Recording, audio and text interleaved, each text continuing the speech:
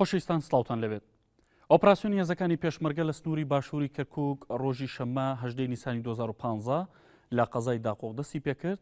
لە ئۆپراسیۆنەدا هێزەکانی پێشمەرگە توانیان باوکاری هێرش ئاسمانیەکانی هاوپەیمانان لە ناحیەی تازەی سەر بە قەزای داقۆق دوایەوەی کە هێزەکانی هاوپەیمانان هێرشیان کردە سەر چەند ناوچەیەک لەوانە گوندی عەطشانە و عوزێرە لە ناحیەی تازەی سەر بە قەزای داقۆق.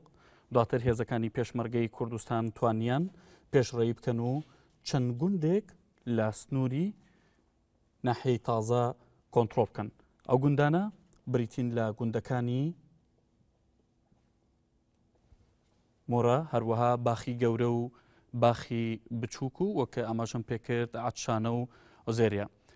هێزەکانی پێشمەرگەی کوردستان لە سنووری میحوەری کەرکووک هەر یەک لە ناوچەکانی قەزای دووبز و هەروەها ناحیەی پردێ و هەروەها ناحیەی شوان و ناحیەی قەرەهەنجیر و هەروەها ناحیەی یایچی و هەروەها ناحیەی لەیلان و ملتەقا بەدەست هێزەکانی پێشمەرگەی کوردستانەوەی و هێزەکانی پێشمەرگەی کوردستان لەو ناوچانەدا بنیانێ و ناوچان لەژێر کۆنتڕۆڵ هێزەکانی پێشمەرگەی کوردستانە. هێزەکانی پێشمەرگەی کوردستان ناو سەنتەری قەزای داقۆق لەژێر دەستی هێزەکانی پێشمەرگەی کوردستانایە.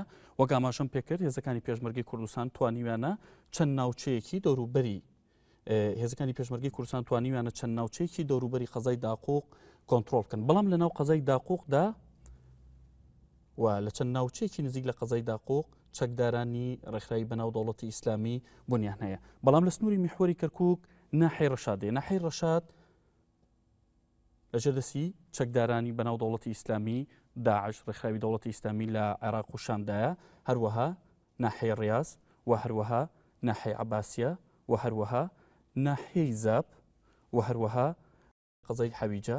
ئەم ناوچانە ئەو ناوچانن کە لەژێر دەستی چەکدارانی ڕێکخراوی دەوڵەتی ئیسلامی ناسرا و بەداعشدان. ئەو ناوچانی دیکەی وەک دەیبینن ناحیەی لەیلان بەشێکی زۆر لە سەنتەری قەزای داقۆق و هەندێک گوندی دەوروبەری قەزای داقۆق لەژێر کۆنتڕۆڵی هێزەکانی پێشمەرگەی کوردستاندایە. ناحیەی قەرەنجی لەژێر دەستی هێزەکانی پێشمەرگەی کوردستاندایە. ناحیەی چی بە هەمان شێوە ناحیەی مولتەقا، هەروەها قەزای دووبز و ناحیەی پردێ ناحیەی شوان لەژێر دەستی هێزەکانی پێشمەرگەی کوردستاندایە. ئەو ناوچانی لە سنووری کەرکووک لەژێر کۆنتڕۆڵی هێزەکانی پێشمەرگەی کوردستاندان ئەو ناوچانە بوون کە ئاماژەم پێکرد و هەندێک ناوچە لە کەرکووک تا ئێستا لەژێر دەستی چەکدارانی ڕێکخراوی دەوڵەتی ئیسلامی ناسراو بە داعشدان وەک ناحیەی ڕەشاد، ناحیەی ڕیاز، قەزای حەویجە و ناحیەی زاب و ناحیەی عەباسیە.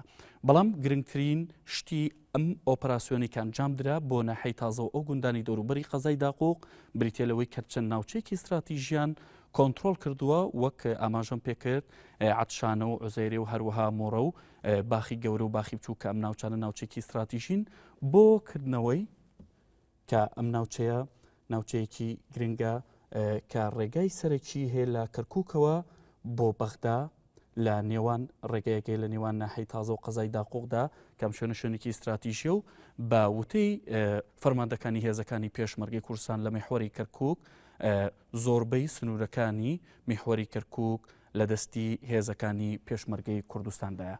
خۆشەویستان ئەوەی کە بینیتان بەشێک بوو لە ناوچەکانی سنووری میحوەری کەرکووک و تەواوی ئەو ناوچانەی کە لەلایەن هێزەکانی پێشمەرگەی کوردستانەوە کۆنتڕۆڵ کراونەتەوە و لەژێر دەستی چەکدارانی داعشدا دەرهێنراون و هەندێک ناوچە ماون لە کەرکووک لە میحوەری کەرکووک کە لەژێر دەستی چەکدارانی ڕێکخراوی دەوڵەتی ئیسلامیدان وەک دەیبینن و وەکە ئێستا لە نەخشەکەدا دیارە وەکە ئاماژەم پێکرد قەزای حەویجە و ناحیەی ڕیاز و ناحیەی ڕەشاد و ناحیەی عەباسی و ناحیەی زاب.